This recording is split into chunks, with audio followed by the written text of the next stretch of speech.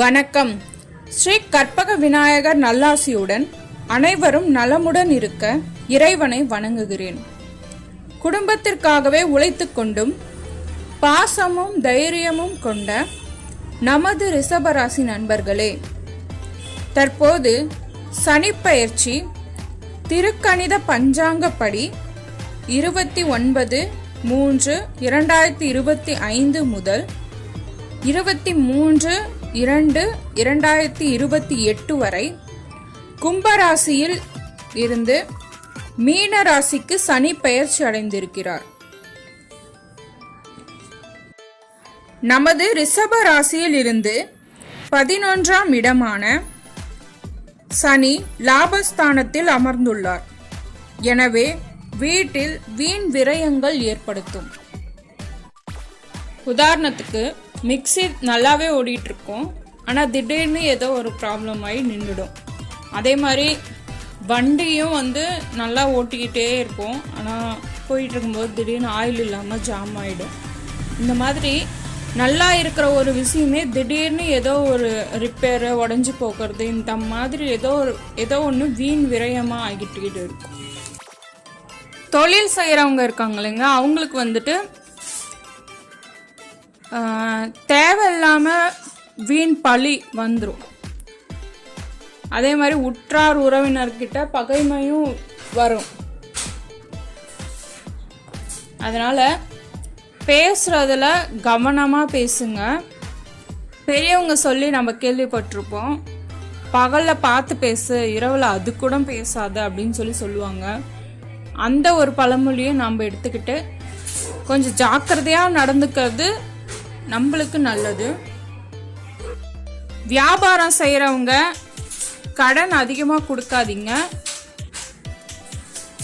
கடன் வாங்கிட்டு போகிறவங்க திருப்பி கொடுக்க மாட்டாங்க, நம்மளுக்கு நஷ்டமாயிடும். அதனால் அதிகமாக கொடுத்து ஏமாந்துடாதீங்க. ஏன் அப்படின்னா சனி நம்ம ராசியில் 11ஆம் இடமான லாபஸ்தானத்தில் இருப்பதால் லாபங்கள் குறைந்து நஷ்டங்கள் தான் அதிகமாக இருக்கும். அதனால கொஞ்சம் வியாபாரம் செய்கிறவங்கள ஜாக்கிரதையாக கடன் அதிகமாக கொடுக்காம இருக்கிறது ரொம்ப நல்லது. அரசு வேலையில் இருக்கிறவங்க கூட இருக்கவங்க கிட்ட நட்பாக நீங்கள் பழகிட்டு இருப்பீங்க, ஆனால் அவங்களே உங்களுக்கு ஏதோ ஒன்று மாட்டி விட்றாங்க, லஞ்சம் வாங்கினதா இந்த மாதிரி ஏதோ ஒன்று தேவையில்லாததா சொல்லி மாட்டி விடுவாங்க. எவ்வளோதான் நட்பாக பழகினாலும் அவங்க இந்த மாதிரி செய்யும்போது நம்மளால தாங்கிக்க முடியாது. அதனால நம்ம நட்பாக பழகிறவங்க கிட்ட கொஞ்சம் கவனமாக பழகுங்க.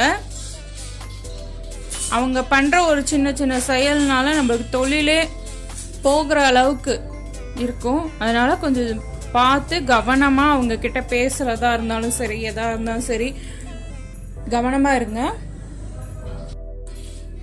வீண் விரயம் ஏற்பட வாய்ப்பு இருக்குன்னு சொன்னல, அதனால என்ன பண்ணணும்னா ரிஷபராசிக்கார ஆண்கள் இருக்காங்க இல்லைங்களா, அவங்க காசு சம்பளம் வாங்கிட்டு வந்தவுடனே மனைவி கிட்ட கொடுத்து அந்த மனைவி கையால் நீங்கள் வாங்கிட்டு போனீங்கன்னா அந்த விரயம் ஆகாம இருக்கும். அதே மாதிரி ரிஷபராசி பெண்கள் பணத்தை வீண் செலவு செய்யாம, இப்போ ஏதோ ஒரு பொருள் வாங்குறோம்னா அது நம்மளுக்கு தேவையானதா இல்லையா அப்படிங்கிறத ஒரு முறைக்கு 10 தடவையாவது யோசிச்சு அந்த பொருள் தேவையானதா இருந்தால் மட்டும் வாங்குங்க. தேவையில்லாமல் வீண் விரயம் தவிர்க்கவும்.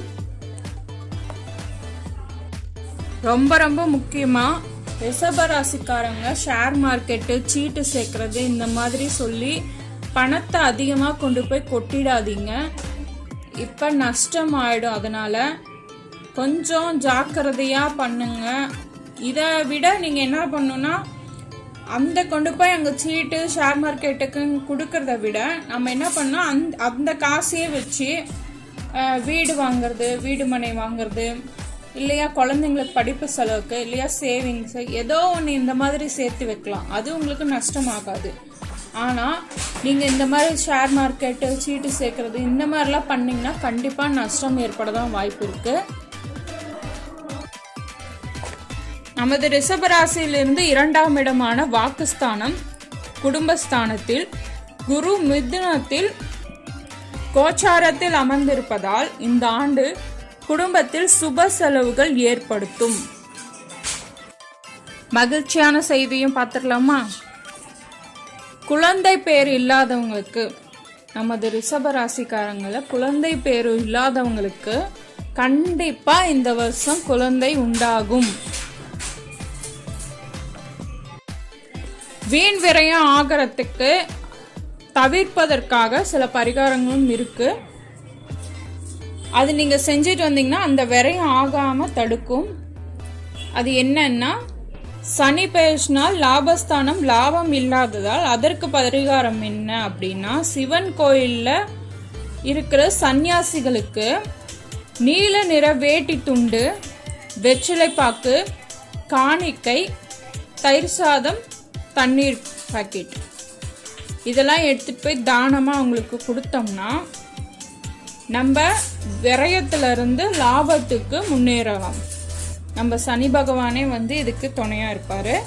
நம்ம கஷ்டங்களும் தீர்ந்து மகிழ்ச்சியோட வாழலாம். இப்ப நம்ம ரிஷப ராசிக்கு சனி பெயர்ச்சி எப்படி இருக்கு, எந்த வருஷத்துல இருந்து எந்த வருஷம் வரைக்கும் இருக்கு, எல்லா பரிகாரம் முதற்கொண்டு எல்லாமே பார்த்துட்டோம். இதனால என்னன்னா, ரிஷபராசிக்காரங்க ஜாக்கிரதையா இருங்க, பேசுறதுல கவனமா இருங்க, வியாபாரம் செய்யறவங்க கவனமா இருங்க, வேலையில் இருக்கவங்களும் கவனமா இருங்க, ஷேர் மார்க்கெட்டு இந்த மாதிரிலாம் செலவு செய்யாம பார்த்து ஜாக்கிரதையா இருங்க. குழந்தை பேர் இல்லைன்னு கவலைப்படுறவங்க எல்லாம் சந்தோஷமா இருக்கலாம். இந்த வருஷம் கண்டிப்பா உங்களுக்கு குழந்தை பேர் உண்டாகும். இந்த பரிகாரம்லாம் செஞ்சுட்டு சந்தோஷமா இருக்கலாம். என்றும் நலமுடன் பாரம்பரிய அனுபவ ஜோதிடர் VS மஞ்சுளா. நன்றி, வணக்கம்.